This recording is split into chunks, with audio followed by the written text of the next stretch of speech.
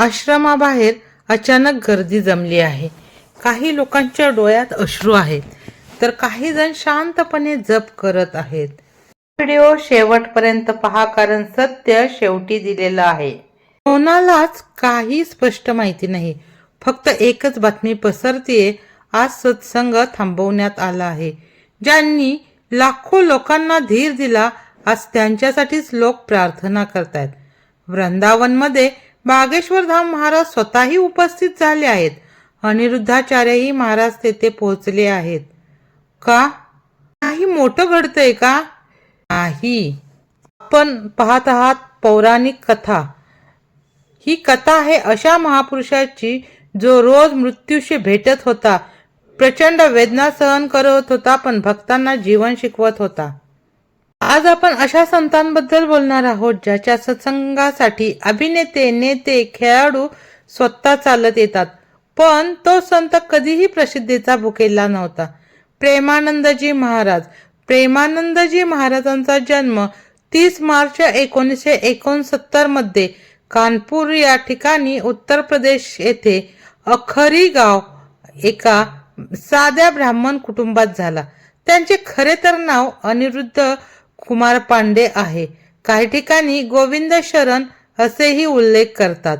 त्यांच्या वडिलांचे नाव शंभूनाथ पांडे होते आणि आईचे नाव रमादेवी. बालपणापासूनच त्यांचे मन अध्यात्माकडे झुकलेले होते. 5वीत असतानाच भगवद्गीतेचा अभ्यास सुरू केला होता. सगळे मुले खेळत असताना हा मुलगा मात्र देवाशी संवाद साधायचा. आता लक्ष देऊन ऐका. ज्या वयात मुले खेळण्यात रमलेली असतात, त्या वयात 13 वर्षाचा अनिरुद्ध घर सोडतो. कोणताही वाद नाही, कोणताही राग नाही, फक्त एक आतली हाक, हे जग माझं नाही, मला संन्यास घ्यायचा आहे, मला ब्रह्मचर्य धारण करायचं आहे. आणि म्हणूनच त्यांनी त्यांचं नाव आर्यन ब्रह्मचारी असं ठेवलं.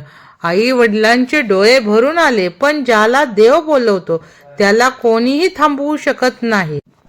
संन्यासानंतर ते गेले काशी वाराणसीमध्ये.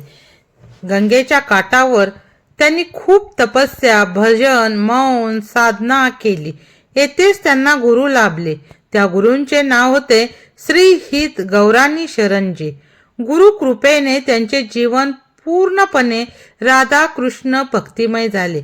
पण खरी हाक आली जेव्हा अंतःकरण म्हणाले, वृंदावनला जा, आणि वृंदावनच त्यांचे जीवन, श्वास आणि साधना बनले. प्रेमानंदजी महाराज कृष्णापेक्षा राधा राणीचे नाव अधिक घेतात. ते म्हणतात, कृष्ण मिळतात, पण त्यांना मिळवण्यासाठी खूप कष्ट करावे लागतात. पण राधा राणीच्या कृपेने कृष्ण लवकर मिळतात. त्यांची साधना ना दिखावा ना चमत्कार, फक्त नामस्मरण, पूर्ण समर्पण आणि निष्काम प्रेम. त्यांच्या उपदेशाचे केंद्रबिंदू आहे समर्पण. समर्पण म्हणजे काय? तू काहीच नाही, सर्व काही भगवंतच करतो. प्रेम आणि करुणा. समोरच्याला बदलू नको, स्वतः बदल. अहंकाराचा त्याग करायचा. अहंकाराचा त्याग करायचा म्हणजे नेमकं काय करायचं? मी केलं, हे सगळ्यात मोठं दुःख आहे. त्यांची भाषा अगदी सामान्य माणसालाही समजेल अशी, म्हणूनच लाखो लोक त्यांच्याशी जोडले गेले.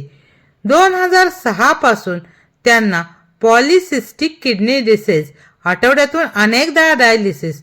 शरीर थकतं, पण साधना थांबत नाहीत. ते कधीही म्हणत नाहीत मला त्रास आहे. ते म्हणतात देह आजारी आहे, पण आत्मा आनंदात आहे. लक्षात घ्या, 2006 पासून 2026 पर्यंत 10 वर्ष आठवड्यातून अनेकदा डायलिसिस होऊन देखील महाराज अजून कसे होते? श्रीहित साधना केली कुंज वृंदावन. येथे रोज सत्संग, नामस्मरण आणि लाखो भक्तांची गर्दी होते. सेलिब्रिटी असो की सामान्य माणूस, सगळ्यांना एकच संदेश, समर्पण करा.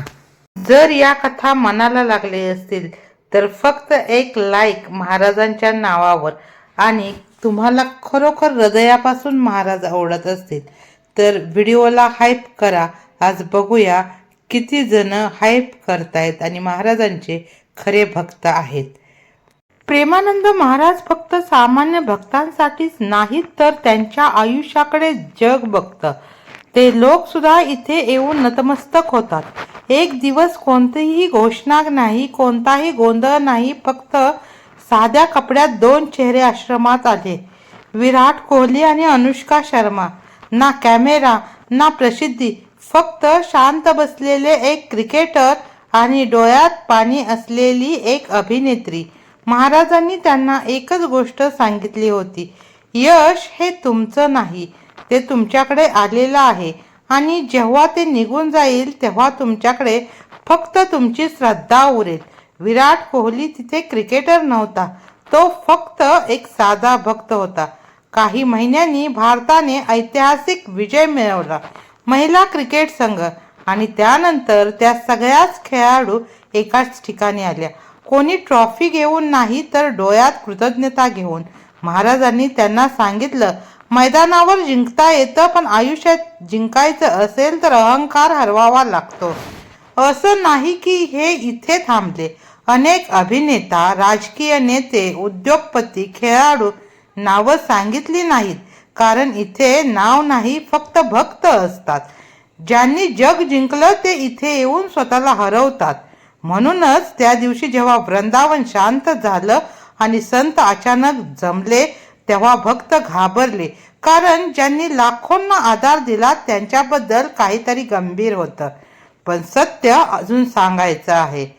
लोकांना वाटलं महाराज कधीच थकत नाहीत, पण फार कमी लोकांना माहीत आहेत की ते दर आठवड्याला मृत्यूशी भेट देऊन परत येतात. राधा नावाचा जप, राधा नावाचा श्वास आणि राधाचं जीवन. आणि इथूनच अनिरुद्ध प्रेमानंद महाराज झाले. 2006ला किडनी फेल झाली. लक्षात घ्या, एक किडनी नाही, दोन्हीही किडन्या त्यांच्या फेल झाल्या.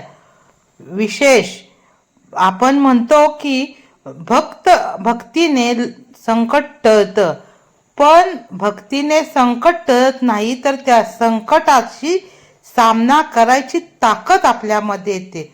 आणि लक्षात ठेवा, एक किडनी फेल जरी असेल तरी ती व्यक्ती जास्तीत जास्त 2 ते 3 महिने जगू शकते. त्याच्यावरती अतिशय काळजी घेतली तर ती 1 किंवा 2 वर्ष जगू शकते. पण महाराजांना हा डायलिसिसचा त्रास आठवड्यातून 2दा डायलिसिस करायचं असून 2006 साली झालेली आज 2026 साली 10 वर्ष पूर्ण झाली आहेत. डॉक्टरांनी सांगितलं आराम करा, पण महाराज म्हणाले भक्तांची सेवा कशी थांबवू. शरीर झिजत होतं पण आत्मा अजून अधिक तेजस्वी होत होता. आणि आज तीच भीती, ती शांतता. लोकांच्या डोळ्यात एकच प्रश्न, महाराज आपल्याला सोडून गेले का. सत्य हे आहे की प्रेमानंद महाराज आपल्यातच आहेत. आज कोणताही शेवट झालेला नाही, आज फक्त त्यांची तब्येत अधिक काळजीची झाली होती. आणि म्हणूनच संत, शिष्य, भक्त एकत्र आले होते. प्रेमानंद महाराज फक्त संत नाहीत, ते चालतं बोलतं समर्पण आहेत. दुःखातही हसणं काय असतं हे त्यांनी शिकवलं. आजही लाखो लोक त्यांच्या शब्दावर जगतात, कारण काही संत शरीराने थकतात पण आत्म्याने कधीच संपत नाही. ते जेव्हा हसतात त्यावेळेला आपलंही मन समाधानाने भरून येतं ना. जर आज हा व्हिडिओ पाहताना तुमचं मन हललं असेल तर समजा महाराज अजूनही आपल्याला शिकवत आहेत आणि अजूनही आपल्यासाठी ते खूप वर्ष जगतील. प्रेमानंद महाराजांना कधीही प्रसिद्धीचा एवढा हव्यास नव्हता की त्यांनी स्वतःहून आपली कधी जाहिरात केली नाही, ना कधी मंच मागितला. मग प्रेमानंद महाराज एवढे प्रसिद्ध कसे झाले. इतकी वर्ष प्रश्न एकच होता. तरीही सामान्य माणसांपासून सेलिब्रिटीपर्यंत सगळेच वृंदावनला धाव घेतात आणि प्रेमानंद महाराजांना भेट घेण्यासाठी ते खूप उत्सुक असतात. याचं कारण काय असावं. पहिलं कारण, ते दुःख लपवत नाहीत. डायलिसिस, वेदना, अशक्तपणा, त्यांच्या शरीराला ज्या काही वेदना जाणवतात त्या स्पष्टपणे मांडतात. ते कोणतेही धूप अंगारी म्हणजे अंधश्रद्धा वगैरे लोकांना सांगत नाहीत. ते सरळ सांगतात, शरीराच्या जर वेदना असतील, शरीराचे रोग असतील तर तुम्ही सरळ डॉक्टरांनाच दाखवा. डॉक्टर त्याच्यावरती इलाज करतील. हे अतिशय वैज्ञानिक त्यांचं एक रूप आहे. पण त्यावर त्यांना झालेल्या वेदनांवर त्यांनी कधी सहानुभूती मागितली नाही. लोकांना वेदना सांगून आपल्याला सहानुभूती भेटावी यासाठी प्रयत्न करणारे खूप जण भेटतात. पण वेदना सहन करूनही हसणारे फार कमी असतात. दुसरं कारण आहे, ते फार मोठे पुराण ग्रंथ वगैरे सांगत नाहीत. फक्त एकच वाक्य असतं, तू मनात आणलं तरी तू करू शकत नाहीत. देव करेल, देव सांगेल तुला, तू तेव्हा तू करशील. आजच्या काळात जिथे प्रत्येक जण नियंत्रण ठेवण्याचा प्रयत्न करतो तेथे समर्पण शिकवणारा संत लोकांना लागतो. तिसरं कारण, त्यांची भाषा अतिशय संस्कृत फार विद्वान पंडित असल्यासारखी नाही. जी सर्वसामान्य लोकांची बोली भाषा आहे तीच त्यांची भाषा आहे.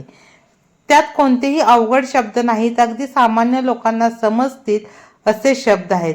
फक्त आईने समजावल्यासारखीच साधी भाषा आहे. त्यामुळे सगळ्यांना समजतं. म्हणूनच त्यांचं बोलणं कानातून नाही, थेट हृदयात उतरतं. चौथं कारण, ते जे सांगतात ते आधी स्वतः जगलेले आहेत. शरीर रोज त्रास देतं, पण ओठावर तक्रार नाही, डोळ्यात भीती नाही, चेहऱ्यावर सूज आहे, परंतु हास्य कमी नाही.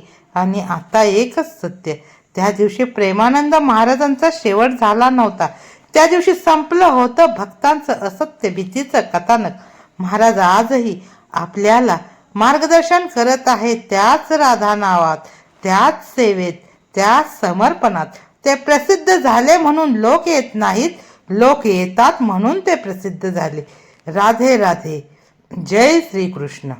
ही कथा भीतीची नव्हती, ती विश्वासाची होती. या कथेत जर तुम्हाला थोडंही सत्य वाटलं असेल तर लाईक करा, सबस्क्राईब करा आणि हाईप करा.